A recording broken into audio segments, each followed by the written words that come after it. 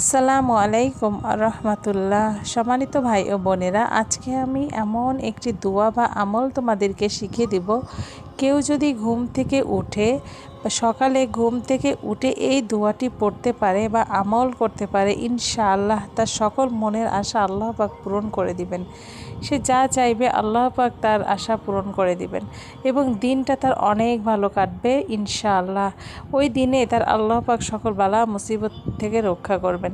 তাই যদি কেউ অনেক বিপদে পড়ে থাকেন, অনেক অশান্তিতে পড়ে থাকেন, ঘুম থেকে উঠে সকালবেলা ঘুম থেকে উঠে যদি এই আমলটি করতে পারো, তাহলে দেখবে তোমাদের আল্লাহ পাকের রহমতে আল্লাহ পাক তোমাদের সকল সমস্যা থেকে মুক্তি দিবেন এবং তোমরা যা চাইবে আল্লাহ পাক তোমাদেরকে তাই দান করবেন। চলো দোয়াটি কি আগে এটা আমরা জানি। দোয়াটি হচ্ছে লা ইলাহা ইল্লাল্লাহু ওয়াহদাহু লা শারীকা লাহু মুলকু ওয়া লাহুল হামদু ওয়া হুয়া আলা কুল্লি শাইইন কদির। সুবহানাল্লাহ ওয়ালহামদুলিল্লাহ ওয়া লা ইলাহা ইল্লাল্লাহ ওয়াল্লাহু আকবার ওয়া আলা লা হাওলা ওয়ালা কুওয়াতা ইল্লা বিল্লাহ।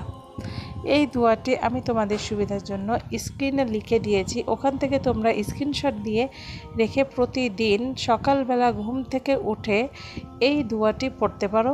এই দোয়াটি 3 বার পড়বে, ইনশাআল্লাহ আল্লাহ পাক তোমার সকল মনের আশা পূরণ করবে এবং তোমাদের ওই দিনে সকল বালা মুসিবত থেকে আল্লাহ পাক তোমাদেরকে রক্ষা করবেন।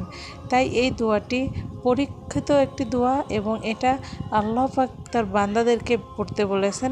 রাসূল পাক সাল্লাল্লাহু আলাইহি সাল্লাম তার উম্মতদেরকে এই দোয়াটি প্রতিদিন সকালে ঘুম থেকে উঠে অন্তত প্রতিদিন সকালে এই দোয়াটি যেন 3 বার পড়া হয়, কারণ এই দোয়াটির পড়ার মাধ্যমে আমরা সকল মনের আশাকে পূরণ করতে পারবো এবং আমরা অনেক ভালো থাকবো ইনশাআল্লাহ।